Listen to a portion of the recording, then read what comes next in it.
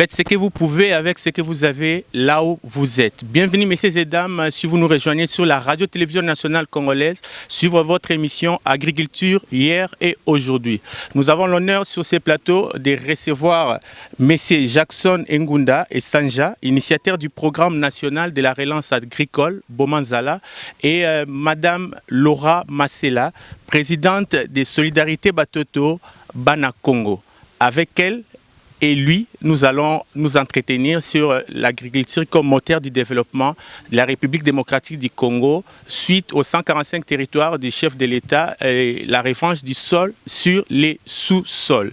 Nous sommes déplacés de nos studios de la radio-télévision nationale congolaise pour nous rendre dans la commune de Maluku, ici où nous sommes dans le village de Kingamwini. Bonjour. Bonjour.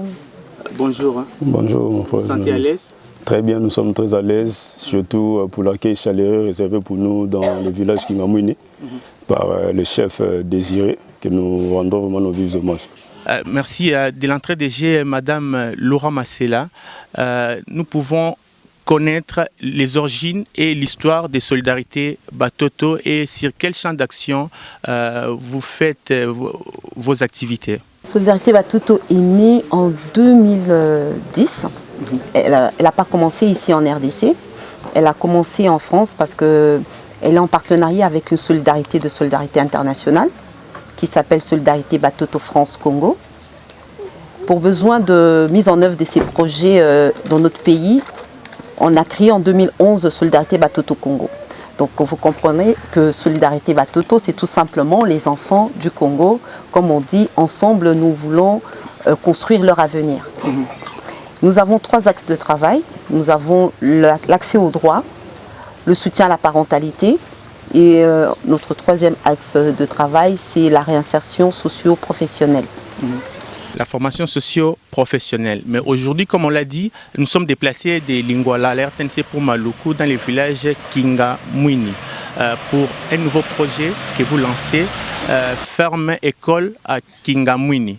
À quoi consistent ces projets? Quels sont les objectifs de ces projets et d'où vous est venue l'idée de vous imprégner et d'avoir un projet de telle sorte? Parce qu'on sait que beaucoup de Congolais, surtout les dames, ne s'intéressent pas aux problèmes agricoles, aux questions agricoles, à l'agriculture, mais vous vous y intéressez.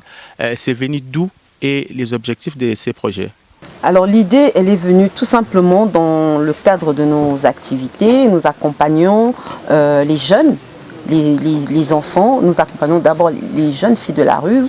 Solidarité Batoto a déjà 4 structures. Nous avons 2 maisons de famille, une maison de famille à Mongafula et une 2e maison de famille à Kitambo. Aussi, nous avons une mini crèche et école maternelle, toujours à Mongafula. Et notre 4e structure, c'est le centre de formation professionnelle que nous avons inauguré l'année dernière, le centre Marifa. Donc c'est un centre qui donne des cours d'esthétique, de couture et initiation à l'informatique. Et dans la suite de cette même idée, nous avons voulu élargir nos formations. Aussi, nous avons pensé que la formation que nous voulions offrir aux jeunes, c'était l'agriculture. Donc c'est l'agriculture. Nous voulons leur donner des nouvelles méthodes de travail, leur apprendre des nouvelles compétences afin qu'ils fassent l'agriculture autrement et aussi en se disant que en orientant sur le secteur agricole, nous voulons permettre aux jeunes qui sont en décrochage scolaire, qui n'ont pas eu de formation, qui sont au chômage, de pouvoir s'orienter vers une filière qui est productive et tout, une filière qui permet non seulement d'avoir un travail, mais une filière aussi qui permet de pouvoir pallier à tout ce qui est famine, à tout ce qui est problème d'alimentation ici dans notre pays. Et pourquoi avoir choisi la commune de Maluku? C'est la plus grande commune de Kinshasa, Maluku. Nous savons qu'elle compte 70% de territoire. Et c'est une commune où on a vu qu'il y avait beaucoup de jeunes, beaucoup aussi de délinquance. Nous avons voulu donner aux jeunes vraiment accès à la formation, leur permettre également de pouvoir se projeter pour un avenir meilleur. Les projets ferme école à Kingamwini consistent en quoi? Comment sera présenté les projets? Si vous pouvez faire comme une maquette ou un croquis, il y aura quoi dedans dans ces projets-là? Le projet Ferme École Kingamwini que nous appelons FEC est un projet communautaire. Certes, il sera implanté, ce centre, dans le village de Kingamwini, mais autour de ce village, il y a d'autres villages. Donc, nous allons faire comme un éco-village. C'est-à-dire nous voulons créer une attractivité de ce village. Notre objectif, c'est aussi d'arrêter l'exode rural. Enfin, c'est-à-dire que les jeunes qui partent, parce que quand vous avez vu avec nous, quand nous sommes venus arriver dans ce village, le village est presque vide. Améliorer le cadre de vie des habitants, leur donner, élever un peu le niveau de vie, leur permettre d'avoir accès aux services, des services qu'ils n'ont pas dans ce village où il n'y a même pas d'école, il n'y a pas de centre de santé, il n'y a rien du tout. Et en amenant la formation, nous attirons les gens ici. Le centre ne sera pas ouvert que pour les personnes d'ici, mais aussi pour les personnes qui viennent de loin, d'autres communes de la circonscription de Tchangou et pourquoi pas de Kinshasa. Voilà. Vous n'avez pas, je sais pas, vous m'avez pas répondu à ma question. Je me pose la question. Et les téléspectateurs qui nous suivent, ils veulent comprendre qu'est-ce qu'il y aura là-bas, par les centres de formation en agriculture. Qu'est-ce qu'il y aura encore dans les projets FEC? Nous aurons l'école que nous allons, l'internat. Le centre va abriter l'internat. Il y aura les logements pour les formateurs. Nous aurons le centre de santé, donc il y aura une maternité et le centre de médecine générale. Nous allons mettre en place également une école primaire parce que c'est vraiment important que dès le bas âge que les enfants soient formés et aussi développer des activités de développement économique. Vous êtes aidé, comme on l'a dit, c'est Madame Laura et M. Jackson. On va nous entretenir aujourd'hui avec vous deux. M. Jackson, vous êtes initiateur du projet Bomanzala. En quoi consistent ces projets et quels sont vos objectifs? Oui, déjà, merci pour la question. Je crois déjà à partir du nom Bomanzala, c'est un nom qui sort de notre langue officielle, de l'une de nos langues officielles, qui est le lingala pour ceux qui ne connaissent pas. Et Bomanzala, à titre d'information, à titre de rappel pour les téléspectateurs qui se sont peut-être échappés de quelques idées par rapport aux activités du programme, nous sommes un programme agricole national. Une initiative qui est privée, ce n'est pas une initiative du gouvernement de la République, mais nous travaillons en étroite collaboration avec les gouvernements de la République, via le ministère de l'Agriculture, le ministère de l'Économie nationale, la jeunesse, les affaires sociales et aussi les programmes présidentiels de lutte contre la pauvreté dirigés par l'excellence Judée Badibanga qui va nous suivre à travers cette interview. Donc déjà nous sommes un programme basé à Kinshasa et implanté dans les 26 autres provinces en RDC, qui prône par ses activités contribuer aux EDD tels que définis par les Nations Unies dans son agenda 2030 et soutenu par les programmes gouvernementaux dans sa politique de diversification de l'économie nationale. Nous sommes un programme qui assiste les petits producteurs agricoles à augmenter la production locale parce que nous savons tous qu'ici en RDC, les plus grands démons auxquels nous faisons face, c'est la famine. Alors ici en RDC, nous avons pris l'initiative de Bomanzala comme part du nom, Bomanzala qui veut tout simplement dire éradiquer la faim. Donc parce que nous sommes à Kinshasa, nous sommes au Congo, nous voulons valoriser aussi notre langue nationale, d'où l'initiative Bomanzala d'éradiquer la faim est juste transmise en lingala pour attirer beaucoup plus d'audience parce que déjà nous savons que ce qui touche le travail du sol, on jadis c'était vu comme si des gens démunis, des gens de la basse classe. Et aujourd'hui, avec tout ce que nous avons comme niveau intellectuel, tout ce que nous avons comme information, pour développer notre secteur, nous nous sommes dit non, pourquoi ne pas nous lancer aussi dans le secteur agricole. Et nous avons quitté les différents pays, nous nous sommes mis ensemble, on s'est décidé de rentrer ici au pays pour lancer chacun une initiative. Et nous, de notre côté, passionnés de l'agriculture, parce que je suis déjà un fils de paysan, déjà passionné de l'agriculture depuis mon enfance, j'ai été élevé par l'argent tiré de l'agriculture, j'ai été éduqué dans des grandes universités par l'argent tiré du sol. Donc partant de ma passion à l'agriculture, je me suis dit non, pourquoi ne pas me lancer dans l'agriculture, non pas seulement pour acheminer l'œuvre de mon père, parce que nous savons tous que si le père n'a plus la force de continuer, c'est les enfants qui doivent finir le combat. Nous déjà à notre niveau, on s'est dit si le papa n'a pas pu réaliser certains rêves pour cette nation, par rapport à l'agriculture, pourquoi pas nous aussi les enfants continuer la même marche. Et nous nous sommes mis dans ce programme, on s'est dit créons au moins un programme parce qu'aujourd'hui avec la création des chaînes de valeur agricole, nous voyons que le niveau de la productivité est vraiment bas. Et puis les petits producteurs agricoles traversent des moments très compliqués pendant leurs activités. D'une part parce qu'ils n'ont pas accès à des techniques agricoles appropriées, d'autre part parce qu'ils n'ont pas accès aux outils et aussi au financement.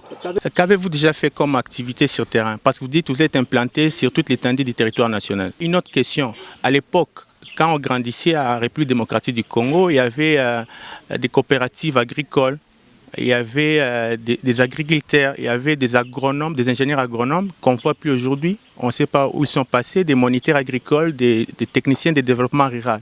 Où sont-ils? Est-ce que vous travaillez en collaboration avec ces gens et qu'avez-vous déjà fait? Déjà, merci pour la question. Déjà, à titre, votre question va dans le sens de l'impact social du programme Bomanzala au niveau national.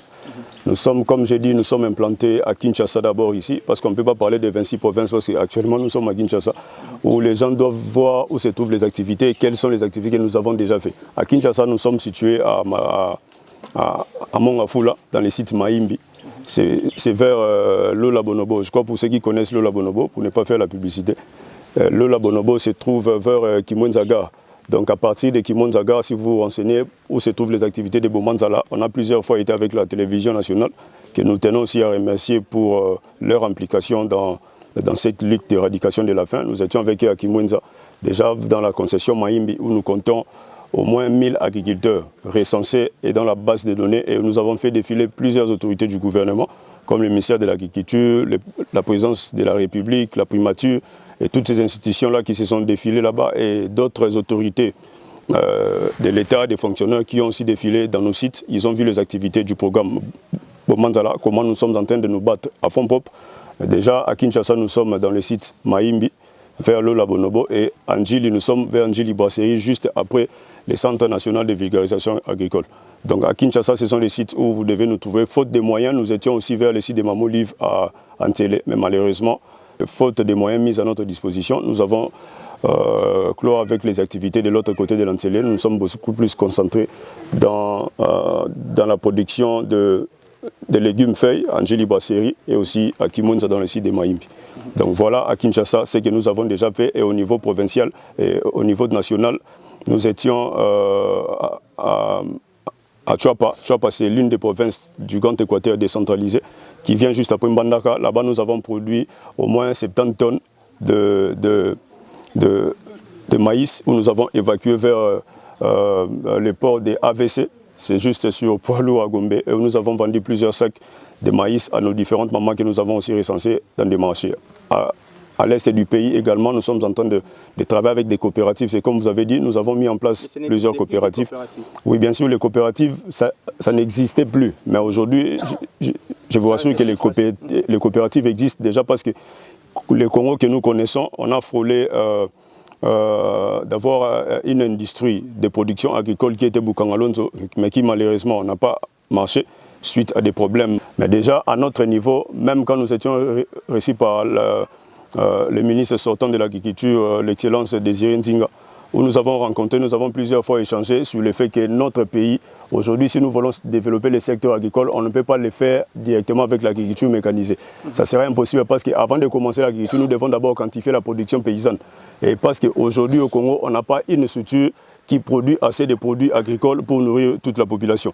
Nous sommes en train de travailler avec les paysans. Même si vous parcourez tous les villages ici de Kingamu, vous vous rendez compte que la première activité qui pourra avoir lieu sur pied, c'est la ferme de Madame Laura, que nous félicitons déjà, parce qu'une initiative comme ça, venue d'une femme, tout ce que nous pouvons faire, c'est l'encourager, parce qu'elle entre déjà dans la vision du chef de l'État de doter des communautés de brigades agricoles. Donc déjà, nous félicitons cette initiative parce que ça sera une toute première depuis que le Congo existe, parce que nous comptons seulement un centre national de vulgarisation agricole qui appartient à une femme sous financement coréen. Aujourd'hui, le gouvernement va aussi participer vers le ministère de l'Agriculture, mais avoir aussi une dame comme ça de nos côtés qui va aussi mettre un deuxième projet qui sera un tout premier, avoir un centre de formation agricole. Donc déjà, c'est une initiative que nous félicitons beaucoup et nous disons qu'aujourd'hui, même cette initiative est mise en place ici. Nous pensons toujours, nous croyons que la population ou notre groupe cible sera les paysans parce qu'ici au Congo, on n'a pas une entreprise qui produit des denrées alimentaires. Nous importons tout, même le cure-dent. Donc du coup, ensemble avec Madame, nous allons travailler avec des coopératives qui existent parce que vous dites que les coopératives n'existent pas. Malheureusement, les coopératives existent, mais ces coopératives-là traversent des moments très compliqués. Déjà, à titre de rappel, des problèmes de financement parce que déjà, à titre de rappel, toutes les coopératives vivaient avant grâce au financement extérieur. C'est-à-dire, nous pouvons compter des organismes internationaux comme l'Union européenne, la Belgique et tout ça. Mais avec la loi agricole, léguée par l'ancien président Joseph Kabila, la loi agricole du 24 décembre 2011, qui atteste que toutes les entreprises congolaises ou toute initiative congolaise doit appartenir majoritairement aux citoyens congolais. Et dès lors, aucune personne, disons sérieuse, aucun blanc, ne viendra appuyer parce que qui viendra mettre son argent dans une entreprise qui n'aura d'abord pas le contrôle, ça c'est déjà dans un pays qui a derrière lui une fameuse catastrophe expérience de la zaïnisation, la nationalisation des entreprises. Donc du coup aujourd'hui, avec cette loi-là, c'est ce qui fait que les paysans sont aussi étouffés parce que le gouvernement lui-même a un plan de relance agricole, mais malheureusement ce plan n'arrive pas sur le terrain. Mais M. Jackson, votre rapport, on vous voit avec Mme Laura Masela, Bomanzala, avec Solidarité Batoto Congo. Quel est votre rapport auprès de Mme Laura et votre collaboration? Notre collaboration avec Mme Laura va plutôt dans le sens du volet agricole parce que Madame, c'est déjà, à titre de rappel, Madame est une femme très battante. Elle fait vraiment un travail de titan dans ce pays. Déjà, à titre de crédibilité, le gouvernement lui a doté une avenue où se trouvent ses activités. L'avenue s'appelle Laura Masela vers Mitendi. Donc vous voyez déjà, à titre de crédibilité, c'est une dame qui pèse aussi dans le pays et elle a plusieurs réalisations. Alors, participer dans un projet comme Ferme École Kingamwini nous touche droit au cœur. Pourquoi? Parce que nous avons été sollicités par rapport aux activités que nous menons sur place. Comme vous avez dit, notre apport dans ce projet ici, c'est d'abord apporter notre expérience en tant que les gens du terrain. Nous sommes des personnes, nous sommes des experts sur le terrain. Bon, moi, peut-être, je ne suis pas expert parce que déjà, je ne suis pas un agronome. J'ai fait, voilà, j'ai fait les études économiques, mais avec les programmes Bomanzala, nous travaillons avec des structures spécialisées dans l'agriculture, comme pour le cas des agronomes, nous travaillons avec l'ingénieur Justin, qui est l'ingénieur du programme Bomanzala, qui est un consultant pour nous. C'est déjà des professionnels et ce sont des gens qui ont été éduqués pour faire l'agriculture. Aujourd'hui, nous ne pouvons pas parler des relances agricoles sans la participation des agronomes, parce qu'il faut, s'il faut se le dire, la politique reste aux politiques, la production aux producteurs et l'expertise aux experts. Donc nous, notre part pour ces projets FEC, c'est apporter notre pierre à l'édifice par rapport à tout ce que nous avons comme expérience et carnet d'adresse dans le secteur agricole. Et nous venons pour mettre ça à la disposition de Mme Laura pour l'avancement de son projet FEC. On revient à Mme Laura. Mme Laura, vous avez choisi de venir implanter un centre ici au village Kingamwini, dans la commune de Maluku. Mais la situation pour arriver au site, c'est très difficile. Vous n'avez pas constaté cela ou bien vous n'avez pas fait l'étude du milieu avant de venir mettre votre centre ici par rapport à la route? En effet, nous avons bien fait une étude de faisabilité de ce projet parce qu'on a bien fait un diagnostic, voir un peu l'état de lieu. On a constaté que l'accès au village Kingamwini était assez compliqué, surtout en saison de pluie. Mais nous avons voulu braver ces obstacles. Aujourd'hui, nous les bravons seuls, mais nous pensons et nous comptons sur le gouvernement pour nous aider à pouvoir contourner cet obstacle. Oui. On est bien conscient de la difficulté de la route. Très compliqué pour arriver. Plusieurs fois, vous avez vu, on a dû s'arrêter, descendre, marcher pour reprendre encore la voiture. Agriculture, priorité des priorités. Et comment pensez-vous rendre attrayante et attractive ces projets par rapport à la jeunesse? Parce que la jeunesse congolaise aujourd'hui ne s'intéresse pas vraiment. Elle n'a pas eu l'habitude de s'intéresser à l'agriculture ou aux questions agricoles. Comment vous, avec votre projet, vous pensez rendre attractive et attrayante ces projets par rapport à la jeunesse. Quand je parle de la jeunesse, je vois la jeune fille et les jeunes garçons. Tout à fait, surtout que notre projet vise les jeunes de 15 à 30 ans, 35 ans. Alors comment rendre attrayant ce projet? Nous avons dit que nous voulons moderniser la formation en agriculture agricole. Nous voulons la moderniser. Déjà par l'équipement qui sera implanté dans ce village, tout ce que nous allons mettre vraiment au maximum, nous voulons que les jeunes se sentent bien en venant se former ici. Nous avons mis l'internat qui sera en place, nous allons mettre des espaces de loisirs et de détente. Aussi, nous allons essayer de mettre le numérique. Franchement, ça, quand je dis essayer, parce que là, en même temps, je fais appel et je lance un appel aux sociétés mobiles pour pouvoir venir mettre, comment on appelle ça, la 4G ou la 5G, on est déjà.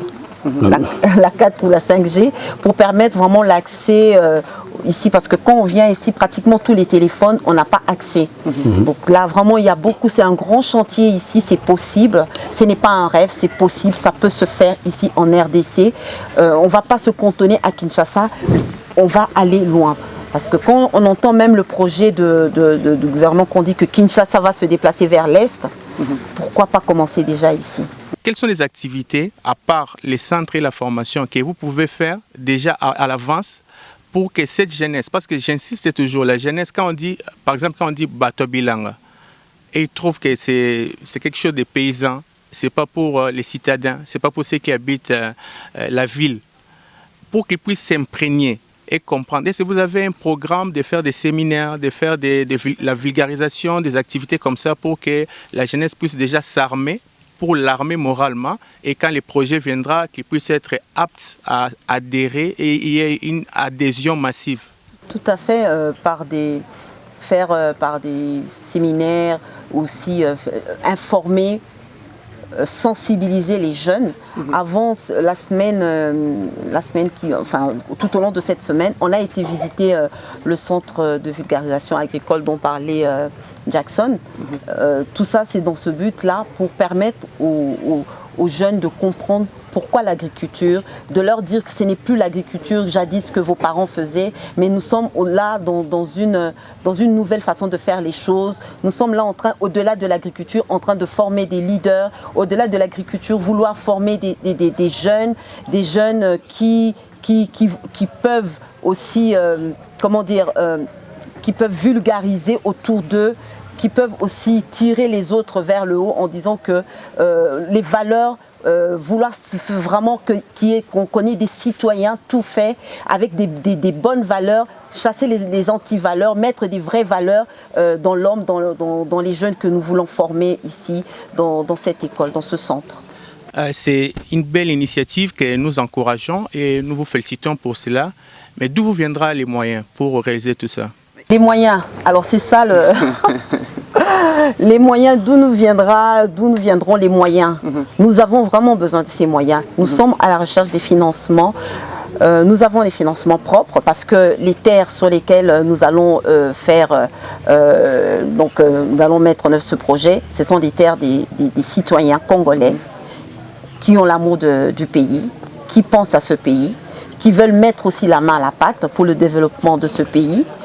Et en dehors de cela, nous avons des partenaires. Nous misons sur des partenaires, nos partenaires, parce que Baltoto travaille déjà avec l'Agence française de développement. Nous avons d'autres partenaires à l'étranger.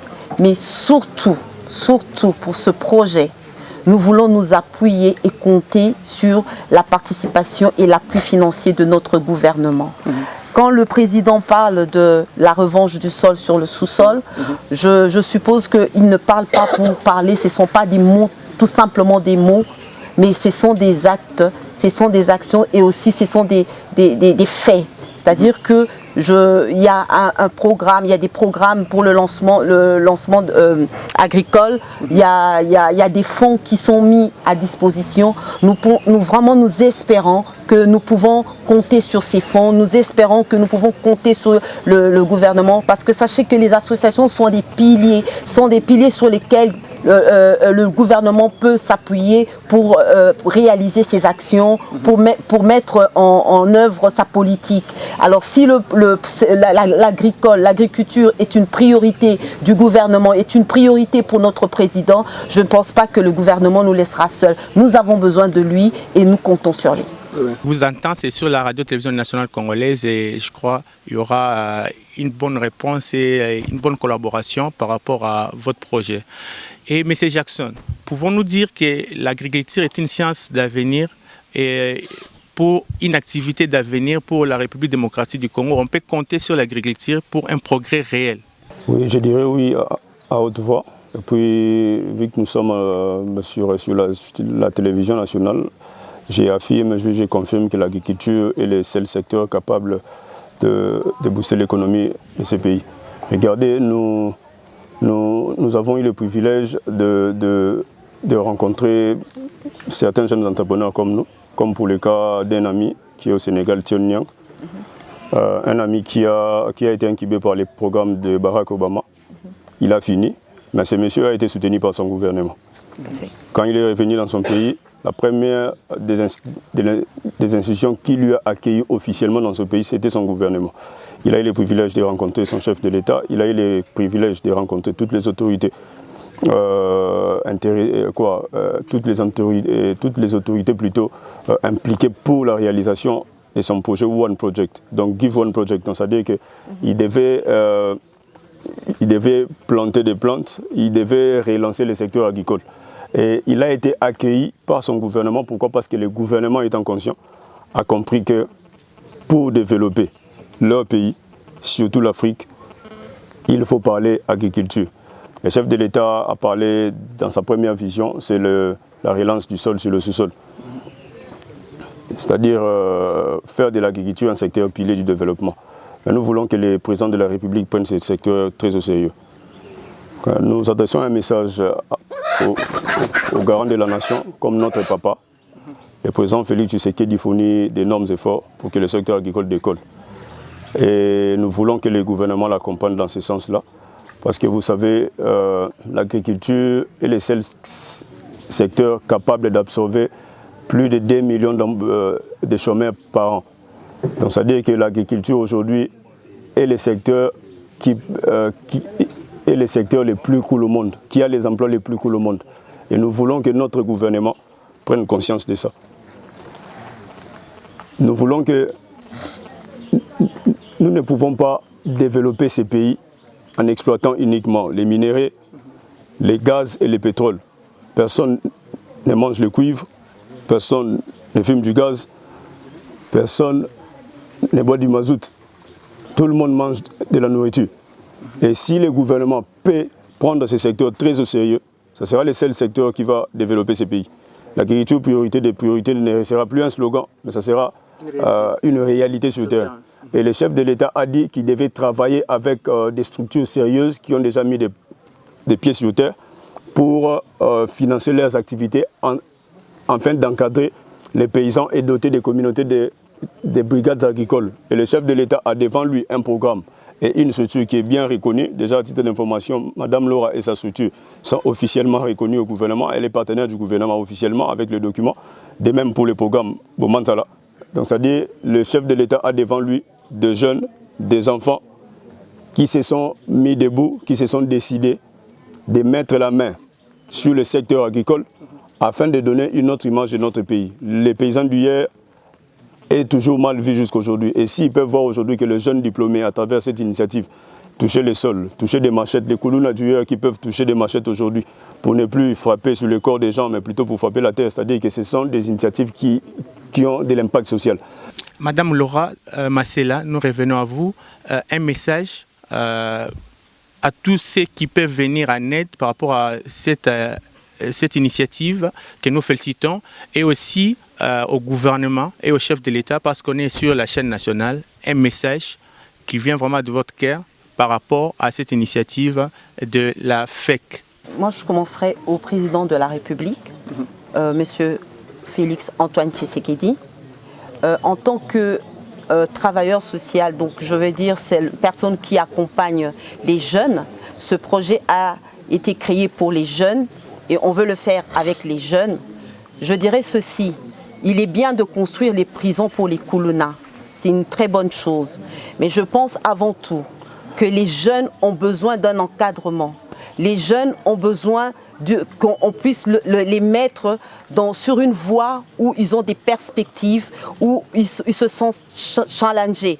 L'agriculture, on peut dire c'est une opportunité. Vous le savez parce que vous êtes le premier en venant, quand vous êtes arrivé, à dire que vous voulez relancer l'agriculture, vous en faites votre priorité. Mais nous avons besoin des moyens. On ne peut pas relancer cette agriculture si nous n'avons pas des moyens. Les moyens pour permettre aux jeunes également de se sentir bien, de ne pas faire l'agriculture pour la faire, de les former. Parce que la formation, c'est ça, c'est le capital que nous voulons mettre pour ces jeunes. Les former pour leur donner une façon de faire, une nouvelle façon de faire, des nouvelles compétences et de retirer toute pénibilité pour ce métier. Voilà, c'est le message que je lance. Nous avons besoin de votre appui. Nous avons besoin que le gouvernement nous accompagne dans ce projet. Nous ne voulons pas toujours compter sur les partenaires étrangers. C'est bien qu'ils nous accompagnent, mais avant tout, c'est un projet pour le Congo et pour les Congolais. C'est pourquoi nous voulons nous prendre en charge, nous voulons être responsables. En tant que femme, en tant que mère, je voudrais vraiment accompagner ces jeunes, travailler avec ces Kuluna. Il y a une école qui va arriver, donc nous comptons sur le gouvernement, nous avons besoin des moyens. Merci. Merci Madame Laura, merci Monsieur Jackson. Merci à la RTNC. C'était un grand plaisir de vous avoir sur notre plateau. La porte de votre émission Agriculture hier et aujourd'hui reste grandement ouverte pour d'autres sujets et pour d'autres partages toujours ici sur la télévision nationale et nous souhaitons beau vent et félicitations encore pour cette initiative de la ferme école à Kingamwini. Merci. Merci.